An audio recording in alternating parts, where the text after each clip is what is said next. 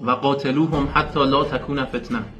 دیشب دوباره شاهکار کردیم. ایلات، حیفا، تلاویو، بنی براک، بتا تکفا، نایوت، آیالون همگی نواخته شدند. فرودگاه بنگوریون، فرودگاه رخوت، شرکت نظامی رافائل، پایگاه نواتین، زیرساخت‌های بندری حیفا، چند ساختمان مهم تلاویو همگی پرپر شدند. سامانه‌های فرماندهی و کنترل رژیم به خاطر پیوست. پالایشگاه حیفا با ظرفیت فراوری 10 میلیون تن نفت که تامین کننده اصلی انرژی اروپا است خاطره شد.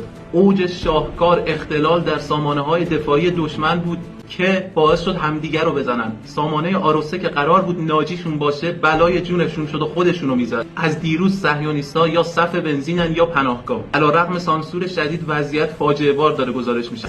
هر کس عکس و فیلمی منتشر کنه سریع بازداشت میشه. پهپادهای انتحاری ایران یک ساختمون مهم رو تو قلب تل‌آویو زدن که محل جلسه چند شخصیت مهم بوده و ظاهرا همگی خنثی شدن. اخبار غیر رسمی حکایت از خنثی شدن وزیر امنیت اسرائیل داره. وضعیت پدافندی رژیم به اذعان کارشناسای خودشون فاجعه بار داره گزارش میشه. ولی همش اینا نیست. اتفاقای خیلی مهم دیگه‌ای هم افتاد. دیشب مزدورای فارسی زبان صهیونیست‌ها تو ایران زیر ضربه بودن. به لطف گزارش‌های شما مردم یک ساختمون چند طبقه توی شهر ری که کارگاه پهپادسازی دشمن بود کشف شد. چندین محموله کامیون ریز پرنده کشف شد. جاسوس ارشد موساد تو مرز بانه دستگیر شد. چندین و چند فرد مظنون به همکاری با رژیم بازداشت شدند. بعضی خبرها حکایت از انهدام جنگنده و اسیری خلبان داره. چندین و چند پهپاد رژیم از دیشب منهدم شدند. دیشب قیامتی دوباره به پا شده بود. رژیم تو شوک و بهت فرو رفته و اتفاقات فوق‌العاده‌ای داره میفته. رژیم فکرش هم نمی‌کرد قدرت پدافندی ایران اینقدر قوی باشه که دیگه نتونه جنگنده نزدیک کنه و هر جنگنده‌ای که وارد ایران میکنه منهدم میشه. از یک طرف بحران دارن برای تسلیحات، از یک طرف نفرت جهانی که حول اونا شکل گرفته، از یک طرف فشار افکار عمومی. چندین کشور اسلامی اعلام آمادگی کردن که کنار ایران وایسن در این نبرد.